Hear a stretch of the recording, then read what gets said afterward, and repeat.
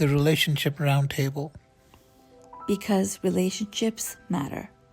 Hi everyone, welcome to my channel. Today we're going to talk about body count. Does it matter?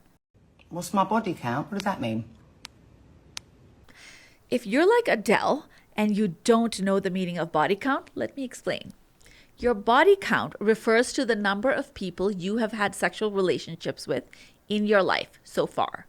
So the discussion at hand is not if whether you're a virgin or not, but if you are not a virgin, then does a low or high body count really matter? Research shows that men tend to exaggerate their numbers when it comes to body count, whereas women, interestingly, deflate their body count numbers. Women tend to lie about their body count or become defensive when asked about it because they know that men care about body count when considering a long-term relationship. Most women don't really understand why. Before I understood how the male brain functions, I used to think that it was some kind of ego problem that they had. But let's watch this video really quickly.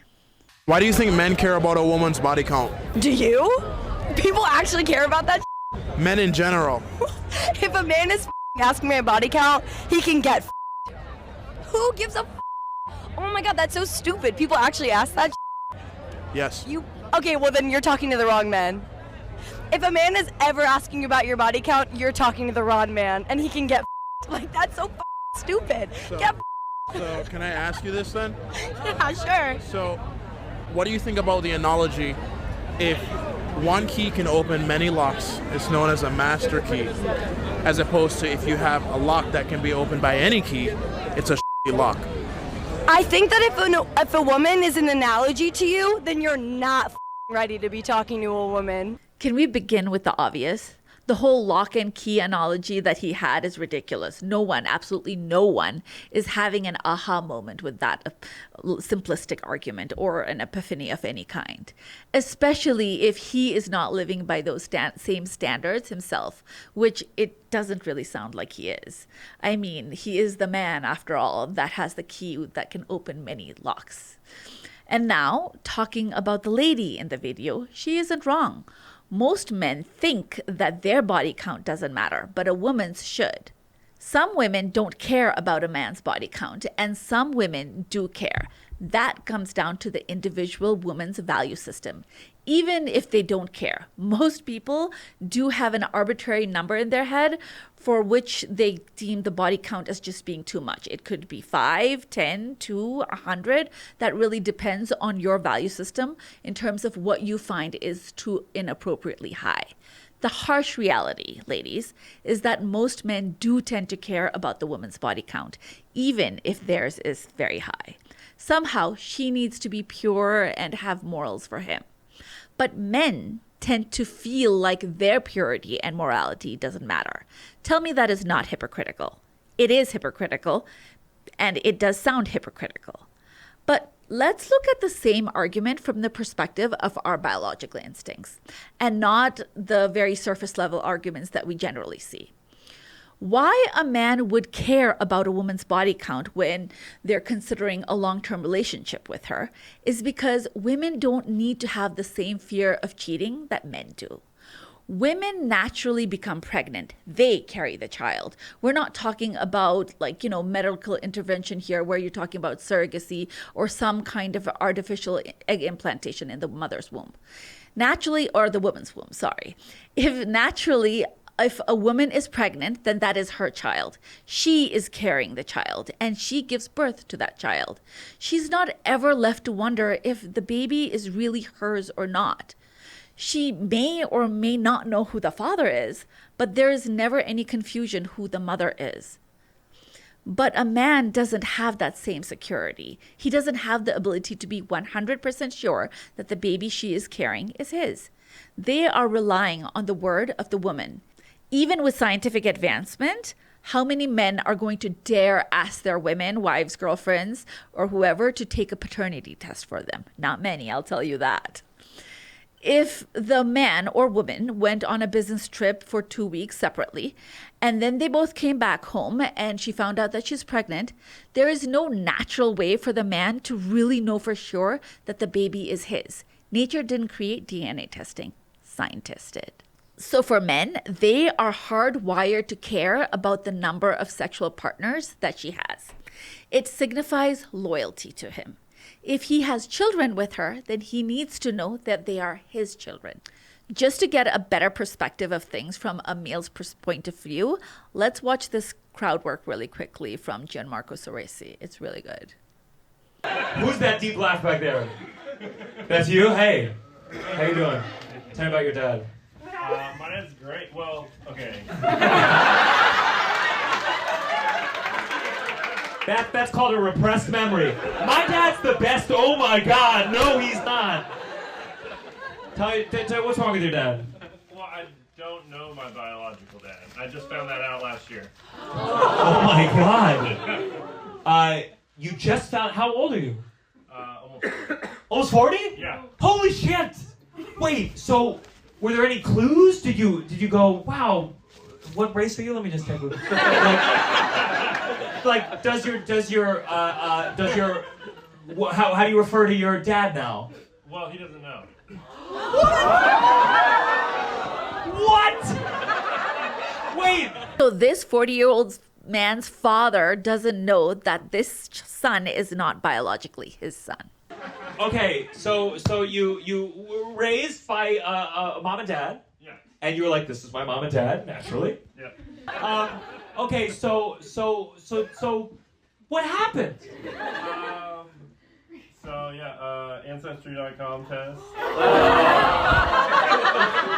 Ancestry.com, by the way, is a DNA testing kit, and it's not natural or biological. So if this test was never invented, the son would have never known that he wasn't his father's biological child. So you, on your own volition, you were just doing it just because you were curious? My sister bought like the whole family test. Worst Christmas gift ever.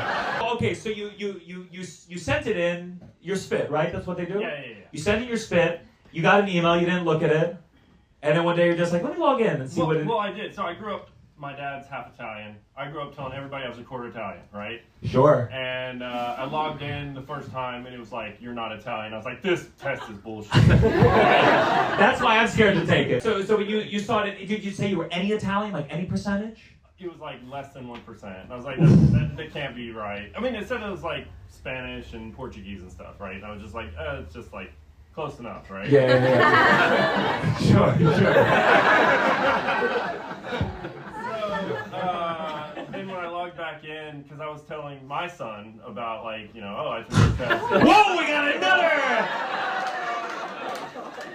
Okay, we're gonna get to that part of the thing too. Yeah, so I was telling him about it, and I was like, I'll log back in, I'll tell you exactly how much of what I am or whatever. And when I logged back in, I realized it said my sister and my brother were my half-sister. Well, actually, it said they were my cousins, but it's like the same amount related as a half-sibling. Oh, really? Okay. My sister, she's like, let's talk about it in the morning. My brother and my sister both already knew.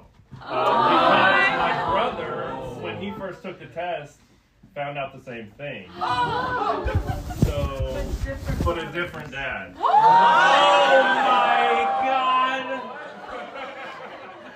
So let's do the math here. His mother has 3 kids, 2 sons and 1 daughter. Both sons are not with her husband. They are with 2 separate men, and he thinks all 3 of these children are his biological children, and he still doesn't know. Your mom had a good, fun life. Okay, so they found it out. They didn't share this with you? No. Oh my God. Okay, so you're did you clear your day? You're like, well, I need to cancel work today. I need to figure this out. No, the way I figured it, I'm almost 40, right? I'm like, it doesn't change who I am. It didn't really change much for me. It was just a cool story now, so. And your dad's still alive? He is, yeah. Well, the one I know. Yeah. And you're not going to tell him? No. Is he still married to your mom? Yes. And she had 2 babies with 2 different men? Well, at least 2.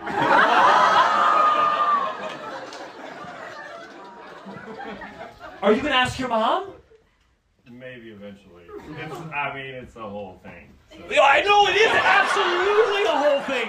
No need to say that. I'm in shock. Bro, that's a heavy load. Have you told your son yet? Yeah, I told him immediately. I had him take a test just to make sure.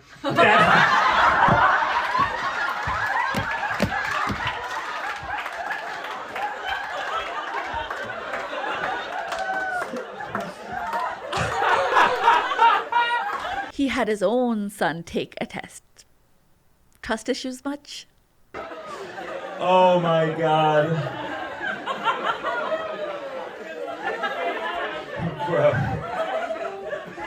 And ladies and gentlemen, this is why men care about your body count and why they should. It's a biological instinct for them. They just know that they are turned off from it. To compare, whenever I ask a woman if she would be attracted to a man who sees a cockroach, shrieks, and then goes and hides behind him. And she immediately says no, she would not be attracted to him. The man wouldn't think twice about accepting a woman doing that. And the reason is because we have different biological instincts. As soon as a man shrieks and hides behind her after seeing the cockroach, the woman's attraction for him takes a deep dive, and it's very instinctive. There's no logic or reasoning to it. It's the same thing for men when it comes to a woman's body count. Women can care about body count too. It's not like they would accept a man with any amount of body count, as they should. Being picky is a good thing when it comes to selecting a life partner. A man's high body count speaks to his values and morals as well. It just goes to show that there is a misfit and misalignment of values and morals in that relationship. And for those reasons, it wouldn't work out.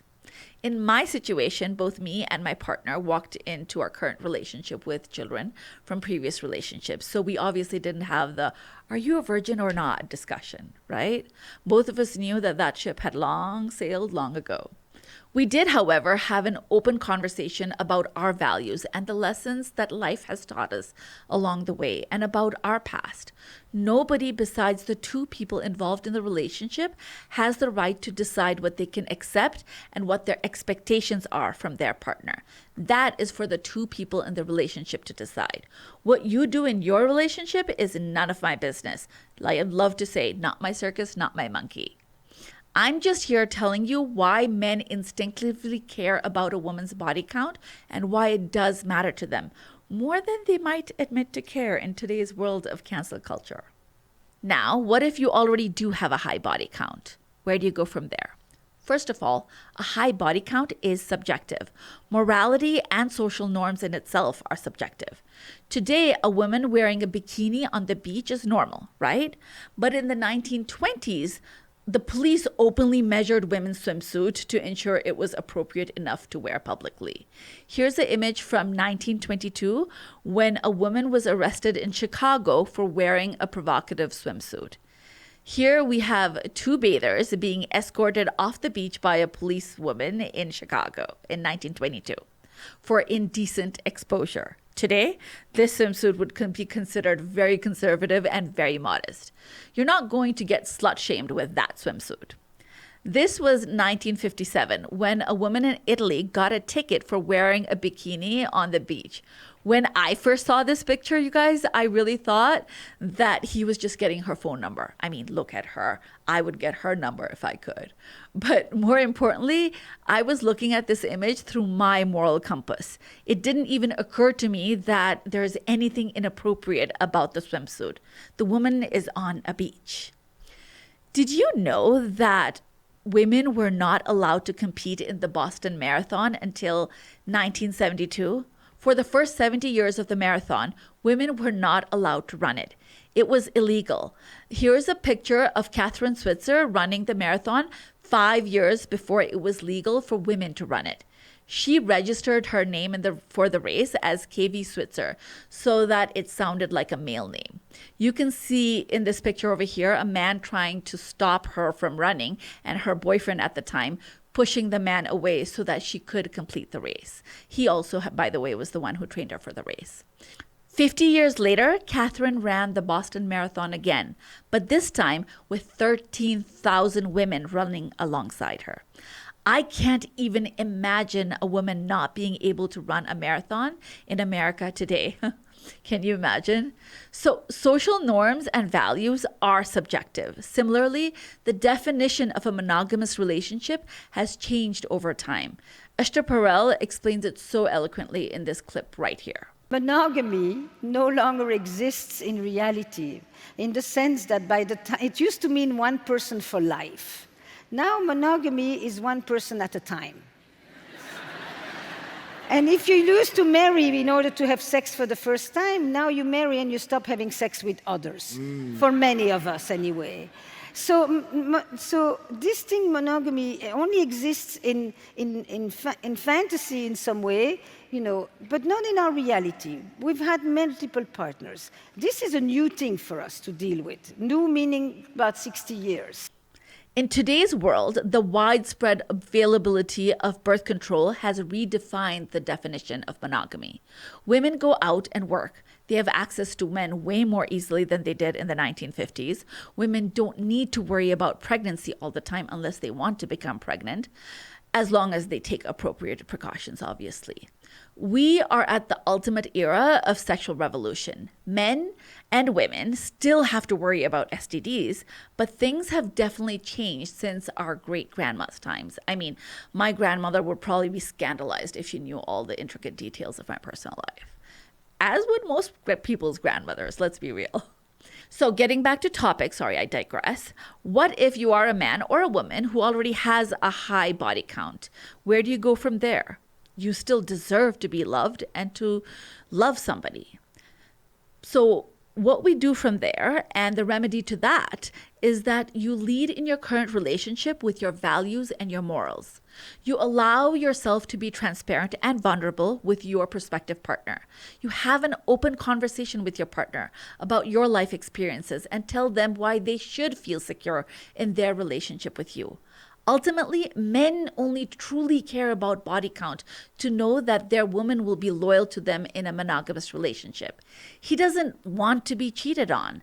They just want to know that you can say no and that they don't need to have to worry about every man that comes around you. That would be exhausting, wouldn't it? Men need that trust and security for the relationship to be able to flourish to its full potential. So those are the values they want to see you exhibit for their peace of mind to be able to move forward in a serious and committed relationship. You might still have a partner who can't get over your number, whatever that may be. In that case, maybe you just aren't a good match for one another.